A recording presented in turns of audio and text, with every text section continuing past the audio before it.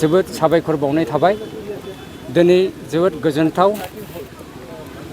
सान जोंनि उत्तरनिखाता मदाथि पश्चिम क'क्राझारनि थाखाय जोंनि हानि समस्यानि थाखाय जोंनि बिटिआर सरकारनि मानगोनां प्रमद सार आरो जोंनिनो 14 नं चिरां दुवारनि EM फेरेंगा सार फैनानै दिनै रायजो राजाफोरनि गेजेराव जोंनि हानि समस्याखौ गुवारै बेखेवनानै होलांनायनि थाखाय जोङो जोबोद गोजोननाय मोनबाय।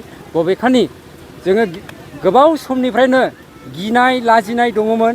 दिनैनिफ्राय जोंनि गिनाय आरो लाजिनाया फ्राय जोबनाय बायदि जाबाय। खारन जोंहा हानि खुनु मोनसे डकुमेन्ट्स गैयामोन आरो खुनु मोनसे जोंहा मेप गैयिनि थाखाय जोङो हाखौ खालामना लानो हायाखैमोन। दिनै प्रमद सार आरो फेरेंगा सार जोंनि गेजेराव जोंनो मोनसे हानि पाट्टा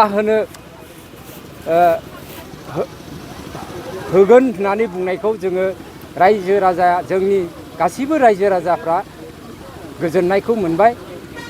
दा बिनिखायनो बे खौरां मेलनि गासैबो नोंथांमोनजों लोगोसे जोंनि बेयाव फैनाय रायजो राजा गुबुननिफ्राय फैनाय रायजो राजाफोरखौबो साबायखर बावबाय जाहाथे जोंनि बे मेलखौ मोजाङै मोजां जाफुंहोनायनि थाखाय। जिसे थाखोआव मुं थिसननो गोनां फरायसाफोरनि थाखाय मोनसे गोनां फोसावथाय। क'क्राझार दा रिलेटिभ पाब्लिक स्कुलाव थाखो 11 सिम मुं थिसननाया सोलिगासिनो। साइन्स आरो आर्ट्स मोन्नैबो आयदायाव थाखो 11 नि मुं थिसननाया सोलिगासिनो। मुं थिसननायजोंनो लोगोसे साइन्स आयदानि फरायसाफोरनो स्कलारशिप टेस्टनि सुबिदा होनाय जागोन। बेनि गेजेराव फरायसाफोरखौ टप 3 सायख'नाय जागोन। 75% आरो स्कलारशिप टेस्टनि काट अफ मार्क जागोन। टपार जानो हानाय फरायसाफोरा 100% स्कलारशिपनि सुबिदा मोननो हागोन।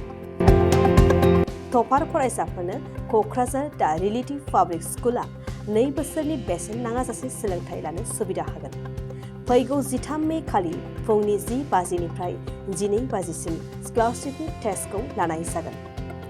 आबुं मिन्थिनो थाखाय 7086401137 नङाब्ला 9435704380 जानबुं अनजिमा आरो relativepublicschool@gmail.com आवबो जगाजग खालामनो हागोन।